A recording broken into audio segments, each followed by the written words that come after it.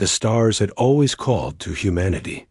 For 200 years, they had answered that call, spreading across the darkness like seeds in fertile soil. They built colonies on distant worlds. They made homes among the stars. They believed, perhaps foolishly, that the universe was waiting for them with open arms. Captain Park June stood on the bridge of the UESS Horizon, watching the unknown planet spin slowly below them. He was a tall man, with gray at his temples and scars on his hands. 30 years in space had taught him many things. Patience, courage, the ability to stay calm when everything fell apart. "Captain, we are receiving a transmission," said Lieutenant Kim Hanna from her station. She was young, barely 30, but her eyes held the sharpness of someone who had seen combat. "It is not in any language we know." June turned to face the main screen. "Can we translate it?" Dr. Lee Tay, the ship's xenobiologist, rushed to a console. He was a thin man with thick glasses and hands that never stopped moving. "Give me a moment. The computer is working on it." The bridge fell silent. 20 crew members held their breath. They had searched for alien life for so long. Now, finally, they had found it. The screen flickered. An image appeared. June felt his blood turn cold. The creature on the screen was massive. Its body was covered in black armor that looked like it had grown from its skin. 4 arms ending in sharp claws rested at its sides. Its head was shaped like an insect's, with huge red eyes that seemed to look through the screen and into June's soul. "I am Admiral Krovith of the Velthari Dominion," the creature said. Its voice was deep and harsh, like rocks grinding together. "You have entered space that belongs to us." June straightened his shoulders. "I am Captain Park June of the United Earth Ship Horizon. We are explorers. We mean no harm." Krovith made a sound that might have been laughter. "Explorers. Yes, we have heard this before. Every species says the same thing before we crush them." The words hung in the air like poison. "The Velthari Dominion has ruled 300 star systems for 10,000 years, Krovith continued. "We have destroyed civilizations older than your species. We have broken empires that made yours look like children playing with toys." Sergeant Yoon Dae, the head of security, stepped closer to June. He was a big man with arms like tree trunks and a face that rarely smiled. "Captain," he whispered, "should I prepare the weapons?" June held up his hand. "Not yet. Here is what will happen," Krovith said. "You will surrender your planet. You will surrender all your colonies. You will kneel before the Dominion. You have 72 hours. Lieutenant Hanna's hands flew across her console. "Captain, I am detecting ships. Many ships. Over 10,000 of them, all around us. 10,000 ships." June felt the weight of those words pressing down on him. Earth's entire fleet was less than 2,000. They had no chance, no hope. Logic said they should surrender. Logic said they should kneel and beg for mercy. But June was human, and humans were not built for kneeling. "Admiral Krovith," he said, his voice steady, "I have heard your demands. Now hear mine. Leave this space. Return to your dominion, and never threaten humanity again." Krovith's red eyes narrowed. "You dare? You are nothing. Soft flesh. Weak bones. You will break like all the others." "Perhaps," June said, "but you will have to break us first." "We do not kneel." The transmission ended. The bridge erupted into chaos. Officers shouted questions. Screens flashed with warnings. Sergeant Day began barking orders to the security teams. "Captain," Hanna called out, "they are not attacking. They are waiting. They want us to spread the message," Dr. Tay said quietly. Everyone turned to look at him. "They want us to go back to Earth. They want us to tell everyone what is coming. They want us afraid." June nodded slowly. The alien understood psychology. Fear was a weapon, and Krovith had just fired the first shot. Set course for Earth, June ordered. Maximum speed. The journey back took 18 hours. 18 hours of silence and fear. 18 hours for June to think about what he had done. He had challenged an empire that had never lost. He had spoken for all of humanity without asking permission. But what else could he have done? What else could any human have done? When they reached Earth, the message had already arrived. Krovith had sent it to every human colony, every station, every ship. The same words, the same threat, the same deadline. Surrender or die. The United Nations Emergency Council gathered in Geneva within hours. Leaders from every nation sat around a massive table, their faces pale with fear. On the screens around them, the Velthary fleet moved closer to the solar system like a dark cloud swallowing stars. "We cannot fight them," said one delegate, his voice shaking. "We should negotiate. Offer them something. Anything." "They do not want anything," said Admiral Choi Minji, Supreme Commander of Earth's combined fleet. She was a small woman with white hair and eyes like steel. She had fought in 3 wars and never lost a battle. "They want slaves. They want to break us and use us. There is no negotiation with creatures like this." "Then what do we do?" Another delegate asked. "We cannot win. Everyone knows we cannot win." Admiral Minji stood up. The room fell silent. "Maybe we cannot win," she said. "Maybe they will destroy us. Maybe in 72 hours, humanity will be nothing but ash and memory." She looked around the room, meeting every pair of eyes. "But I would rather be ash than a slave. I would rather die on my feet than live on my knees." She turned to the main screen, where the Velthary fleet crept ever closer. "They have conquered 300 star systems. They have destroyed civilizations we will never know. They think they know war." Her voice hardened. "They have never fought humans. They do not know what we become when our backs are against the wall. They do not know what we will sacrifice to protect our children, our homes, our future." She looked back at the council. "We fight. We make them bleed for every inch. And if we die showing the galaxy that humanity never surrendered." The vote was unanimous. On Mars, on the Moon, on stations scattered across the solar system, men and women began preparing for war. They loaded weapons. They said goodbye to their families. They wrote letters they hoped someone would read, and on the edge of the solar system, the Velthary fleet waited, confident in their victory. They had no idea what was coming. The first day was chaos. On Earth, people filled the streets. Some prayed. Some screamed. Some simply held their loved ones and waited for the end. The news showed the same images over and over. The Velthary fleet, dark and massive, moving through space like a swarm of hungry insects. But among the fear, something else began to grow. Something harder. Something older than fear. Corporal Han Su was 23 years old.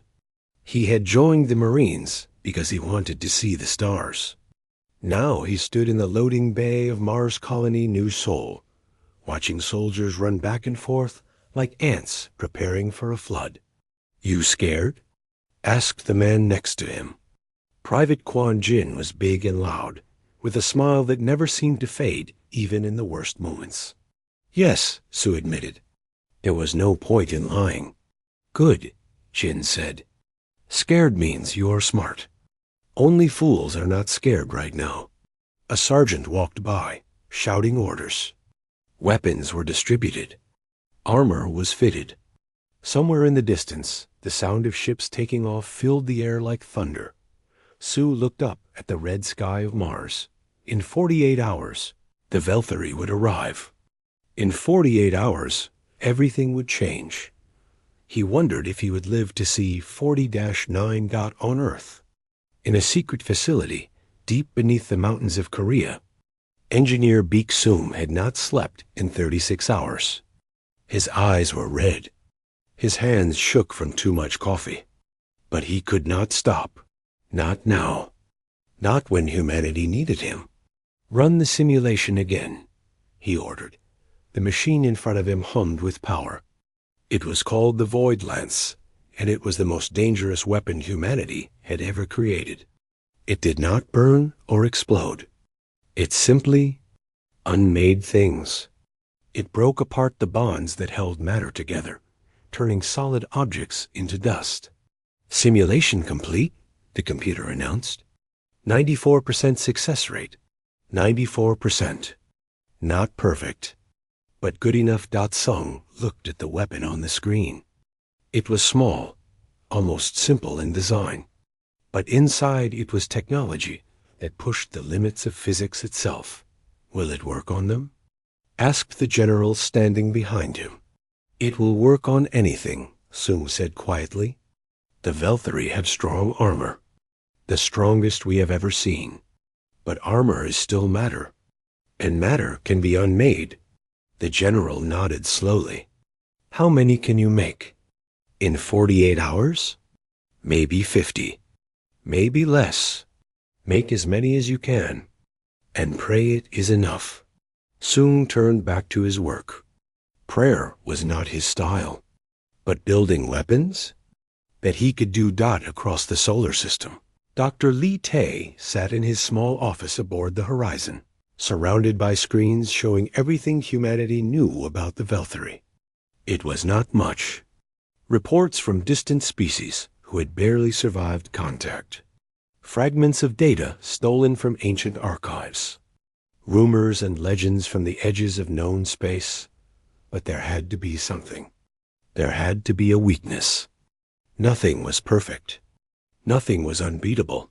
He read for hours. His eyes burned. His head ached.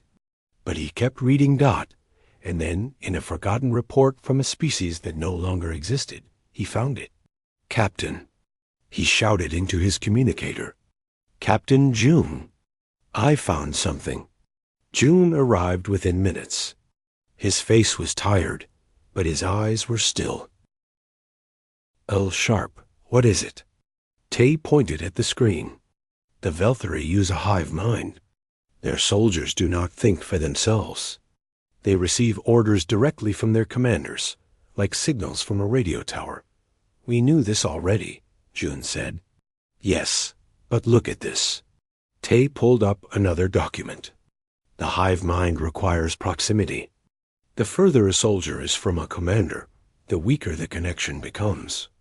And if the commander dies—" He paused, hardly believing what he was saying. "If the commander dies, the soldiers connected to them become confused, disoriented. They cannot function properly for minutes, sometimes hours." June leaned closer to the screen. "You are saying if we kill Admiral Krovith, his entire fleet loses coordination. They become thousands of ships with no captain, no plan, no direction." Tay smiled weakly. "It will not win the war, but it might give us a chance." June was quiet for a long moment. Then he nodded. "Get this information to Admiral Minji, now." The message reached Earth an hour later. Admiral Minji read it 3 times, then gathered her commanders. "We have a target," she said. "Krovith. We kill him. We break their formation. It will not be easy. Getting a team onto his flagship will be almost impossible. But almost impossible is better than completely impossible." "Who leads the assault?" one commander asked. Minji did not hesitate. Captain June volunteered. "He started this war with his words. He wants to finish it with his hands." The room fell silent. Everyone knew what this meant. The mission was suicide. Even if they succeeded, the chances of survival were nearly zero. But that was war. That was sacrifice. That was what it meant to be human. On Mars, Corporal Sue finished loading his weapon and looked at the soldiers around him. Some were young like him. Some were old veterans with gray hair and steady hands. All of them knew they might die. "Why do you fight?" he asked Jin suddenly. Jin looked surprised by the question. "What do you mean?" "We cannot win. Everyone says so. The aliens are stronger, faster, better in every way. So why do we fight?" Jin was quiet for a moment. Then he smiled, not his usual loud smile, but something softer. "I have a daughter," he said. "She is 4 years old. She likes to draw pictures of spaceships and aliens. Friendly aliens with big eyes and bigger smiles." He looked up at the ceiling, as if he could see through it to the stars beyond. "I fight because I want her to live in a galaxy where aliens can be friends, where humans do not kneel to monsters, where she can grow up and see the stars without fear." He looked back at Sue. "That is why I fight, because the future is worth dying for." Sue felt something warm spread through his chest. It was not courage exactly. It was something deeper, something that pushed away the fear and left only determination. "Yes," he said quietly. "Yes, it is." Across human space, millions of others made the same choice. Scientists worked without sleep. Soldiers trained until their bodies screamed. Pilots memorized attack patterns until they could fly them blind. Engineers built weapons and repaired ships and pushed machines beyond their limits. 40-8 hours passed. The Velthary fleet entered the solar system. Admiral Minji stood on the bridge of her flagship, the USS Defiance. Around her, thousands of ships moved into position. They were outnumbered 5-1. Their weapons were weaker. Their armor was thinner, but they were human. And they would not kneel. She opened a channel to the entire fleet. "This is Admiral Minji. In a few hours, we will fight the greatest battle in human history. Many of us will die. I will not lie to you about that. But our deaths will mean something. Our deaths will show the galaxy that humanity stands up, even when the odds say we should fall down." She paused, looking at the darkness ahead. "Fight well, die well, and make them remember us forever." The channel closed. The battle was about to begin. The asteroid belt became a graveyard. Admiral Minji had chosen this place carefully. Among the spinning rocks and floating debris, human ships could hide and move in ways that massive Velthary warships could not. It was not much of an advantage, but it was something. The first Velthary ships came through like demons from the darkness. They were huge, each one the size of a small city, their black hulls covered in weapons that glowed with purple fire. They fired without warning, and human ships began to die. The USS Valor was the first to fall. Its shields held for 3 seconds before collapsing. The ship broke apart in a flash of light, and 200 souls vanished into the void. Then the hope, then the promise, then the dawn. "Hold the line," Admiral Minji shouted. "Do not let them through." On the bridge of the Defiance, screens flashed red with warnings. Officers shouted reports of losses, of damage, of death. The smell of smoke filled the air as systems overloaded. But the fleet held. Lieutenant Kim Hana flew her fighter through the chaos, her hands steady on the controls. Around her, a squadron of 12 ships moved in perfect formation. They were small compared to the Velthary warships, like insects attacking elephants. But insects could bite. "Target their weapons arrays," she ordered. "We cannot hurt their main hull, but we can blind them." The squadron dove toward the nearest Velthary ship. Purple beams of energy sliced through space around them, killing pilots and destroying ships. Hannah did not look back. She could not afford to. Her targeting system locked onto a row of cannons along the enemy hull. She fired. Her missiles struck true, and the weapons exploded in a shower of sparks. Direct hit. Her wingmen shouted "Dot," but the victory lasted only a moment. The Velthary ship turned its attention to them. A beam of purple fire swept across space, and 3 of her pilots disappeared in an instant. "Pull back," Hana ordered. "Regroup at point 7. She turned her ship hard, feeling the G-forces crush her against her seat. Behind her, more beams filled the sky. More friends died. This was war.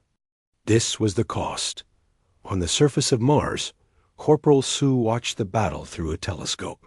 He could not see individual ships, only flashes of light in the darkness. Each flash was a death. Human or Velthary, he could not tell. "Beautiful, is it not?" Jin said beside him. "Beautiful?" Sue stared at him. "People are dying up there." "I know." Jin's voice was quiet. "But look at it.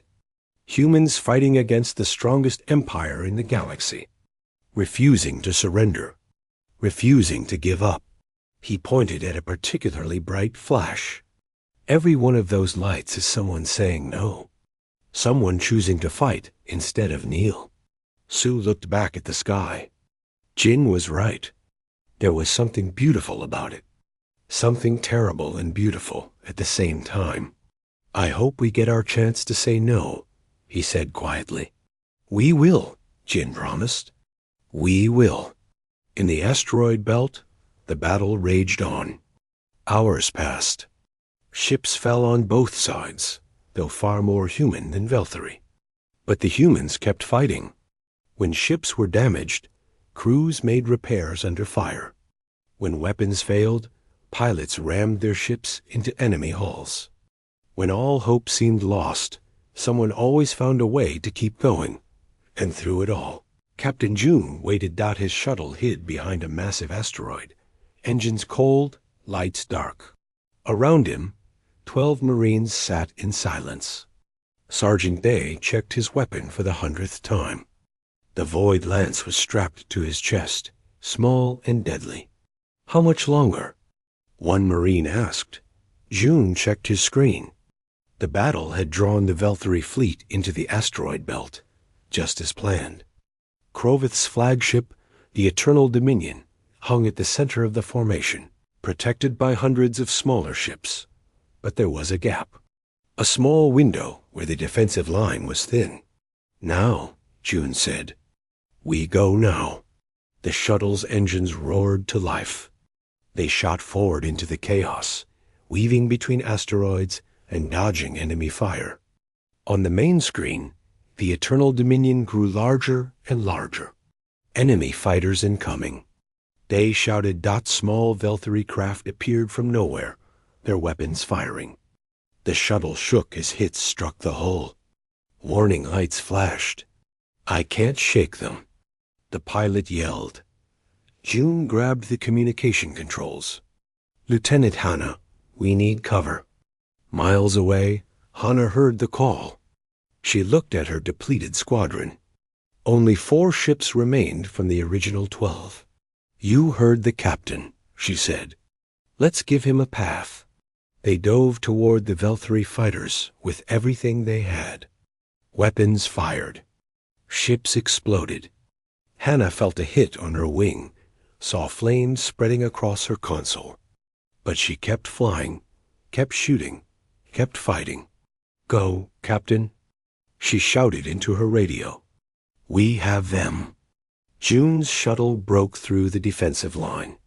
The Eternal Dominion filled the screen, massive and terrible. The shuttle headed for a landing bay near the bottom of the ship. They hit hard. The impact threw everyone forward, and June tasted blood in his mouth. But they were alive. They were inside. "Move." Day ordered. "We have minutes before they find us."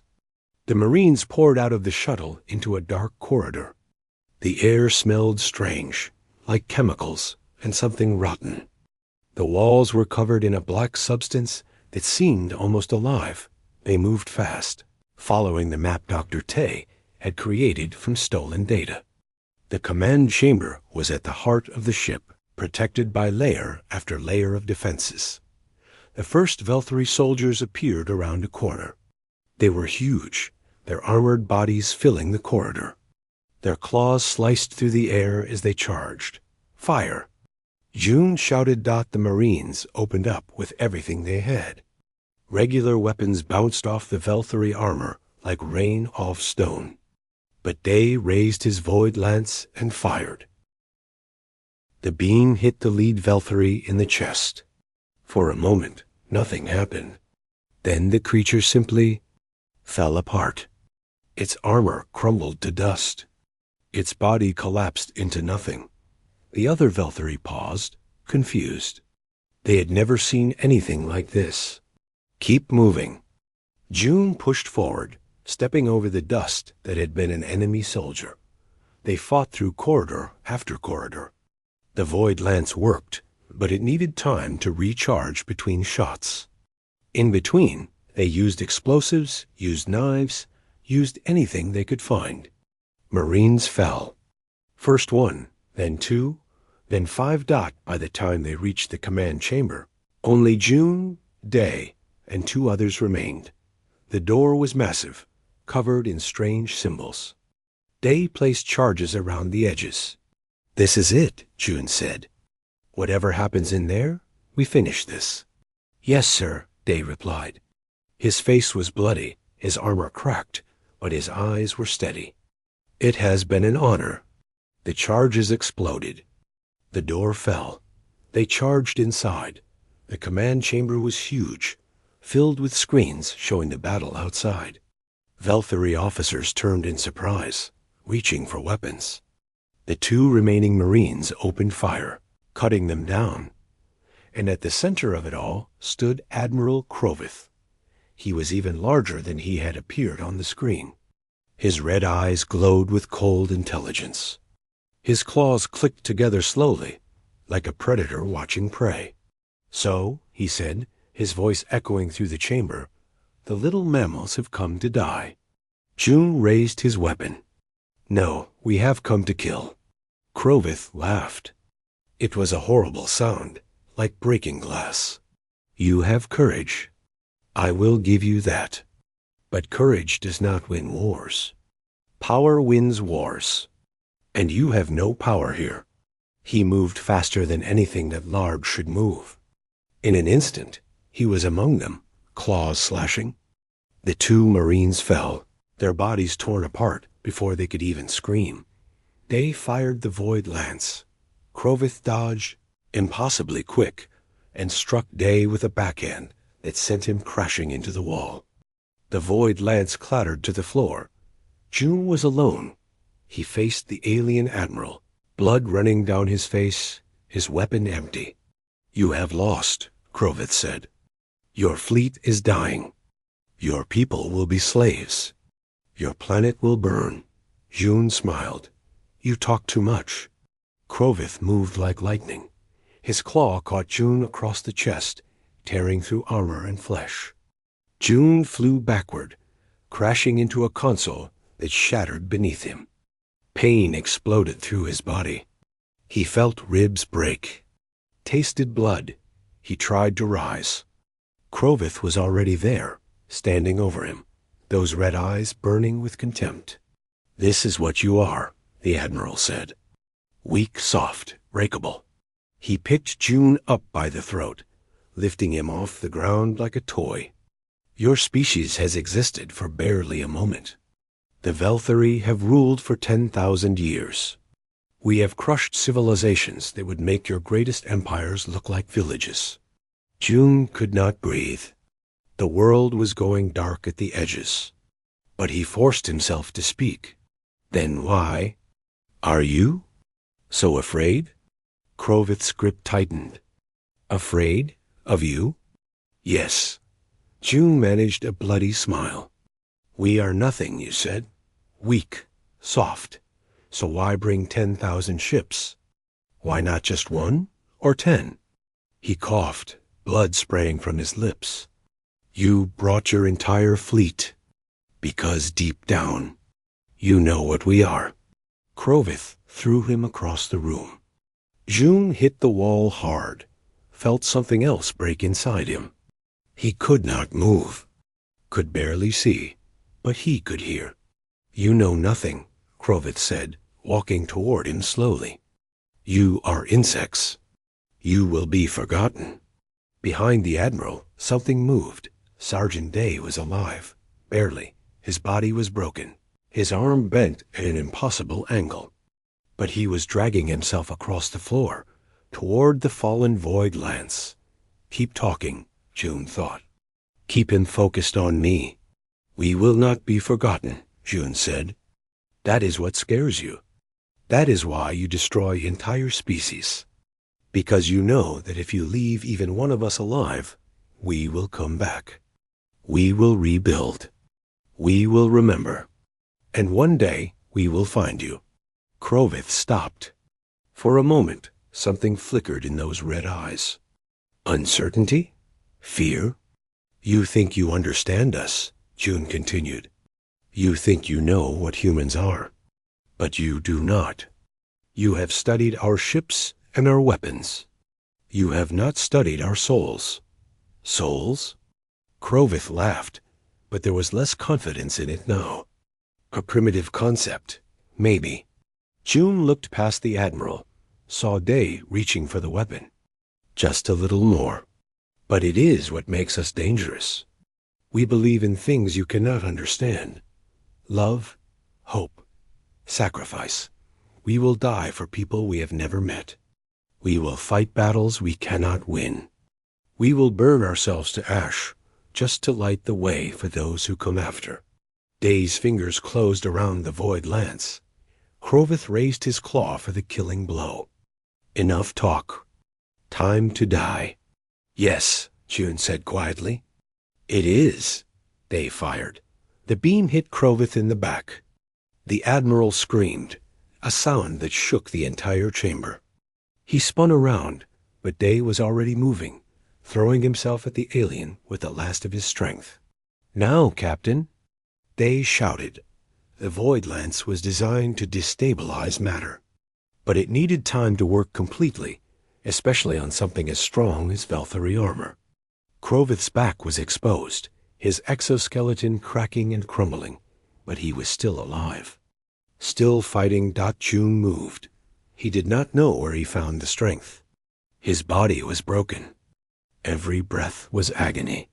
But he pushed himself up, grabbed a piece of metal from the shattered console, and ran. Crowith threw Day aside like a rag doll. The sergeant hit the ground and did not move. The Admiral turned back to June, his face twisted with rage. Half his armor was gone, revealing the flesh beneath, gray and pulsing. "You will die in pain." Crowith roared. June did not stop. He could not stop. He drove the metal shard into Crowith's exposed chest. The Admiral grabbed him, claws piercing his shoulders. The pain was beyond anything June had ever felt. But he pushed harder, driving the metal deeper until he felt it pierce something vital. Crowith's eyes went wide. "Impossible," he whispered. "No," June said through gritted teeth. "Human." He twisted the metal. Crowith screamed once more, and then he fell. The massive body crashed to the floor, and silence filled the chamber. For a moment, nothing happened. Then the screens around the room began to flash. Warning lights filled the ship. And somewhere in the distance, June heard chaos. The hive mind had broken. Across the battlefield, Valkyrie soldiers froze. Pilots lost control of their ships. Officers stood in confusion, unable to give orders or receive them. The perfect coordination that had made the Valkyrie invincible was gone in an instant. On the bridge of the Defiance, Admiral Minji saw it happen. "All ships," she shouted. "Attack now. Everything we have." The human fleet surged forward. Ships that had been retreating turned and charged. Fighters that had been running formed up and dove at enemy warships. It was not a coordinated attack. It was fury and desperation and hope, all mixed together, and it worked. Valkyrie ships began to fall. Without their hive mind, they could not coordinate defenses. They crashed into each other. They fired on their own allies. They fled in random directions. Lieutenant Hana, her ship barely holding together, watched a Velthari warship drift helplessly into an asteroid. It exploded in a ball of fire that lit up the darkness like a second sun. "They are running," she whispered. "They are actually running." On the Eternal Dominion, June crawled across the floor to where Day lay. The sergeant was still breathing, but barely. His eyes flickered open as June reached him. Did we get him?" Day asked. "Yes." June felt tears on his face. "Yes, we got him." Day smiled. It was small and painful, but it was real. "Good. That is ... good." His eyes closed. "Stay with me," June said. "Day, stay with me." But the sergeant did not respond. June held him there, on the floor of the enemy flagship, surrounded by the bodies of friends and enemies. He did not know how long he stayed. Minutes, hours. Time had lost all meaning. Eventually, the sounds of fighting reached the chamber. Human voices shouting commands. "In here." Someone called. "I found them." Marines poured through the door, their weapons raised. They stopped when they saw June, still holding Day, still refusing to let go. "Captain." A young soldier knelt beside him. "Captain, we need to get you out of here. The ship is falling apart." June looked at him. The soldier was young, barely more than a boy. He had blood on his face and fear in his eyes, but he was still here, still fighting.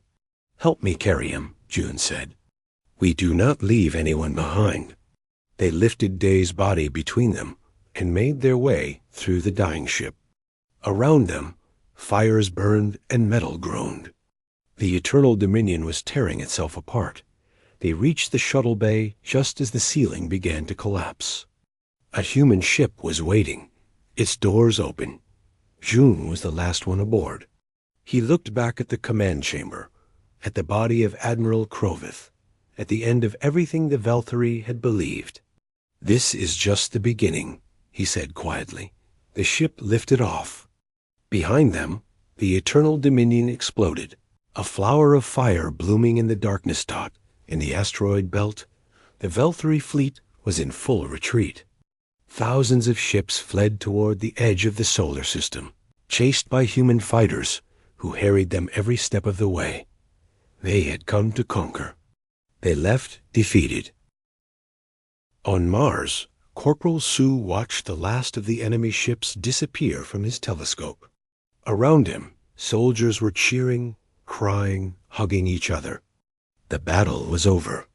They had survived. Chin clapped him on the shoulder. "We did it. We actually did it." Sue nodded, but he could not smile. He thought about all the lights that had gone out in the darkness. All the people who would never see this moment. At what cost? He asked quietly. Jin's smile faded. He looked up at the sky, at the stars that now seemed a little less hostile. "A cost worth paying," he said. "For her. For all of them." Sue followed his gaze. Somewhere out there, among the stars, a little girl was safe tonight because her father and millions of others had refused to kneel. Maybe that was enough. Maybe that had to be enough that the war was not over. Everyone knew that. The Velthari would regroup. They would come back. The galaxy was still dangerous. But humanity had proven something today. Something that would echo across the stars for generations. They could be beaten, but they would never be broken. 6 months passed like a dream. Earth buried its dead in silence. 3 billion names were carved into monuments across every continent. In space, memorial stations marked the locations where ships had fallen. Each station held the names of every crew member, every pilot, every soul that had given everything for humanity's survival. Captain Park Jun spent 2 months in a hospital. His body healed slowly, bones knitting back together, organs repairing themselves with the help of technology that felt like magic. But some wounds went deeper than flesh. He dreamed of day every night, of the sergeant's smile as he reached for the void lance, of his last words, of the weight of his body as they carried him off the dying ship. The doctor said the dreams would fade. June was not sure he wanted them to. Lieutenant Kim Hanna was promoted to captain. She walked with a limp now, her leg never fully recovering from the crash that had ended her final battle. But she wore her new rank with quiet pride, and the soldiers under her command would follow her anywhere. Admiral Choi Minji became a legend. Her face appeared on posters and screens across human space. Children dressed as her for festivals. Songs were written about her speech before the battle. She accepted none of it with grace, preferring to work in silence, rebuilding the fleet that had been shattered. And slowly, the galaxy began to change. The Galactic Council had existed for thousands of years. Dozens of species gathered in a massive station at the center of known space, debating laws and treaties that most of them were too afraid to enforce. The Velthari had dominated the Council for centuries, and no one had dared to challenge them. Until now. The Council chamber was vast, filled with representatives from worlds humanity had never heard of. Some were tall and thin, with skin like polished metal. Others were small and covered in fur, their eyes wide with curiosity. A few floated in tanks of strange liquid, communicating through flashes of colored light. All of them stared at the human. Delegation. Captain Hana stood at the center of the chamber, wearing her dress uniform. Her medals caught the light. Her eyes were steady. "We have come," she began, "not as conquerors, not as rulers. We have come as equals." The chamber was silent. No species had ever spoken to the Council this way. 6 months ago, the Velthari came to our home. They gave us a choice, kneel or die. We chose neither. She paused, letting the words sink in. We are a young species. We have existed for barely a moment compared to many of you. Our technology is primitive. Our bodies are soft. By every measure that the Velthari used, we should have lost. A murmur ran through the chamber. But we did not lose. We fought. We bled. We died in numbers that would make your hearts break. And in the end, we won. She looked around the room, meeting as many eyes as she could. Not because we were stronger. Not because we were smarter. We won because we refused to accept that we could not. She stepped forward, her voice growing stronger. For 10,000 years, the Velthari have ruled this galaxy with fear. They have told you that resistance is impossible, that the only path is submission. They have made you believe that some species are born to rule and others are born to serve. Her hands clenched at her sides. They were wrong. Every species has the right to be free. Every world has the right to chart its own course. And any empire that says otherwise can be beaten. She raised her chin. We are proof of that. The silence stretched on. Then, slowly, a representative rose. He was from a species called the Selvari, small beings with blue skin and voices like music. The humans speak truth, he said. For too long, we have lived in fear. Perhaps it is time to remember what courage feels like. Another rose. Then another. Across the chamber, species that had spent centuries bowing to the Velthari began to stand. The vote that followed changed everything. The Council declared the Velthari Dominion to be in violation of galactic law. Trade sanctions were imposed. Military support was offered to worlds that wished to break free. It was not a declaration of war.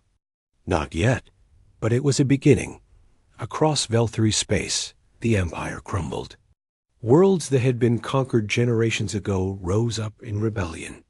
Species that had been enslaved fought for freedom with weapons and words and bare hands. The Velthari tried to hold on, but their grip was weakening. they had never lost before. They did not know how to come back from a dot on Earth. The United Nations faced a different kind of challenge. "We have to help them," argued one delegate. "These species are fighting because of what we did. We have a responsibility."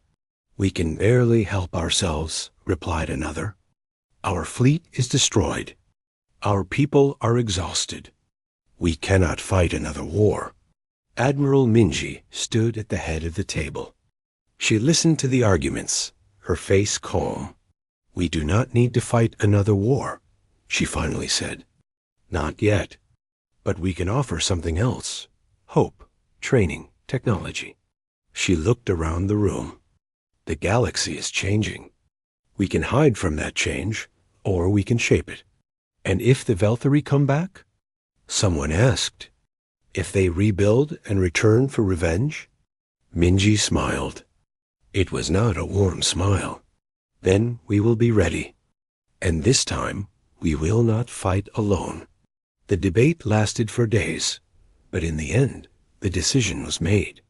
Earth would not become an empire. It would become something new. A beacon. A symbol. A promise that no species had to face the darkness alone. On the balcony of a hospital overlooking the ocean, Captain June watched the sun set. His body had finally healed, though the scars would last forever.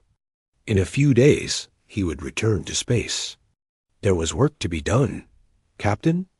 He turned to find Corporal Han Su standing behind him. The young man had been promoted after the battle, decorated for bravery. But his eyes still held the same question they had held on Mars, when the lights were falling from the sky. "Su," June nodded. "How are you?" "Better." Su walked to stand beside him at the railing. "They are giving me a ship. A small one, just a patrol vessel. But still, you deserve it." They stood in silence for a while, watching the colors paint the sky. "Can I ask you something, Captain?" "Of course." Su hesitated. "Do you think they will come back?" "The Velthari?" June considered the question. He thought about Krovith, about the hatred in those red eyes, about 10,000 years of conquest and the humiliation of defeat. "Yes," he said. "I think they will." Su nodded slowly. "And when they do?" June looked up at the sky. The first stars were appearing, tiny points of light in the growing darkness. Each one was a sun, surrounded by worlds, filled with species he would never know. But maybe, someday, they would know him, know what humanity had done, know that when the darkness came, one small species had stood up and said no. "When they come back," he said, "we will be waiting. We will be stronger. And we will not face them alone." He turned to look at Su. "The galaxy is with us now. Not because we conquered them. Not because we forced them. Because we showed them something they had forgotten." "What?" June smiled. It was the first real smile he had managed in months. "That the universe does not belong to the strongest, or the oldest, or the most powerful. It belongs to those who refuse to give up." Su looked back at the stars. Somewhere out there, Jin's daughter was growing up in a world that was a little bit safer. Somewhere out there, species that had lived in fear were learning to hope again. "Do you think we will ever see peace?" he asked. "Real peace?" June was quiet for a long moment. "I do not know," he admitted. "Maybe, maybe not. But I know this. Every day that we stand up, every time we refuse to kneel, we get a little closer."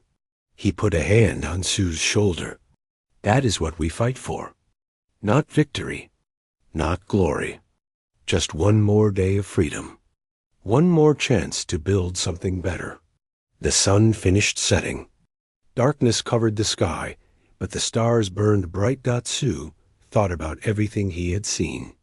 The fear, the pain, the loss, but also the courage, the sacrifice, the love that had driven people to give everything for strangers they would never meet. "I think I understand now," he said quietly. Why we fight. Why?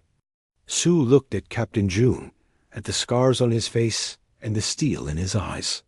Because the future is worth dying for, he said. And because humanity does not kneel. June nodded. No, he agreed. We do not. They stood together in the darkness, watching the stars, watching the future, ready for whatever came next. The galaxy had learned a truth older than the stars themselves. Humanity does not kneel.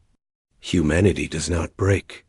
And when the darkness comes, humanity fights back, and they would keep fighting until the last star burned out.